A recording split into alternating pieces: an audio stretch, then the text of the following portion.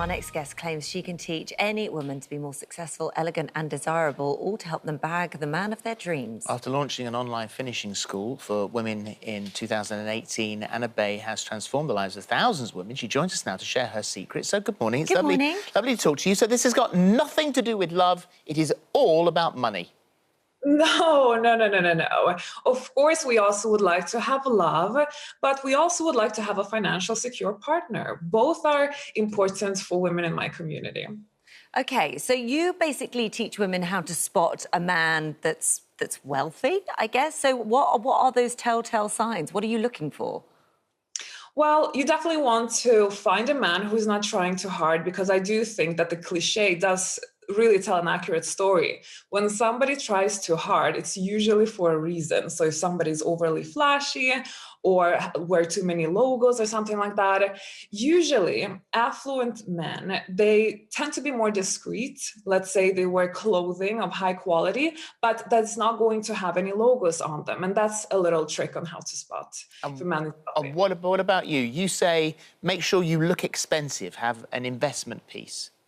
Yes. So, I mean, who wants to look cheap? Let's put it that way. Everybody wants to look better. Everybody wants to look expensive. And one great investment piece is definitely the handbag. Because as you know, for men, the watch is important, but for women, it's all about the handbag.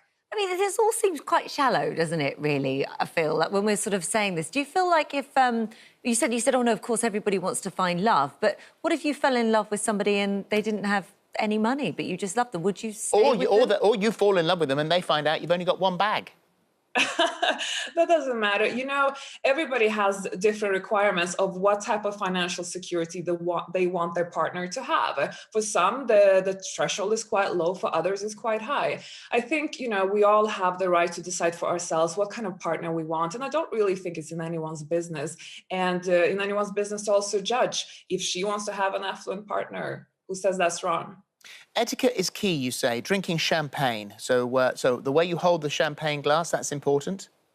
Yes, very important, because a very common mistake that I see, don't do this, ladies or gentlemen, is to grab the champagne like this around the bowl. You know, it leaves marks all over, it won't look good. Plus, you actually heat up the liquid inside. And, you know, champagne should be drank cold. So hold around the stem. I think the most elegant is to hold here on the lower end, but you can also hold it up here or here. It doesn't really matter.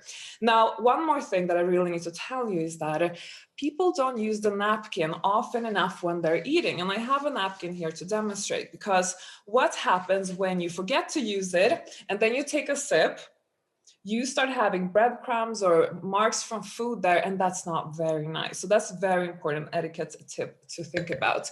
And just one more tip before you can talk again. Think about how you sit in the chair, because at formal events, you don't want to slouch and sit like this. You want to hold yourself up straight, to have a little bit space behind your back and the backrest. That's the most elegant way of sitting. But of course, in casual environments, you can lean back. It's fine, as long as you're straight. And what about sort of tips for securing him in a way? Like, how do you conduct yourself? I do believe that confidence is one of the most things that men find attractive. Ask any man out there and you will say that it draws attention to a woman. It gives her more sex appeal if she is comfortable in herself, if she really allows herself to be herself, you know, walks, talks confidently, etc. But not with overconfidence, not like in a way that you turn into a diva. Plus, one more thing, femininity. I know that we live in a society today where, you know, femininity is a bit frowned upon because we think that it's all about being weak, etc. But in my community, we celebrate femininity. And I also do know that many men appreciate a feminine woman because it allows him to step into his masculinity. And that kind of feels good for him, too. One of the things you say here, which I do think is really important, is always know your self-worth.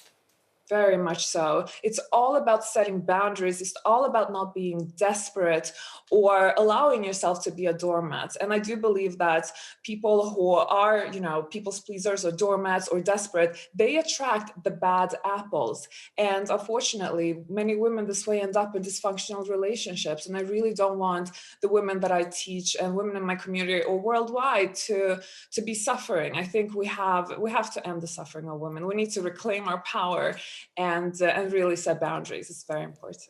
All right. Well, look, thank you very much. Thanks for joining us today. Good to talk to you. Thanks, Anna. Thank you. Bye-bye.